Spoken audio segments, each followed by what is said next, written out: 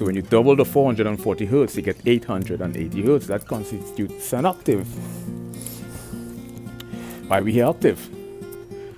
Why does the A note repeat itself after the 440 hertz becomes when it doubles?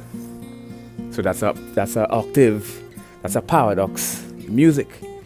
And it turns out that we interpret sound logarithmically. Logarithmically means that we have a non-linear interpretation of sound. We interpret sound in subset increments.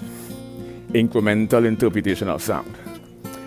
So the whole objective of this lecture is to venture into phenomenons like paradoxes, ambiguity, duality, polarity, contrast, the juxtaposition of incongruity, some deep abstract linguistic concept that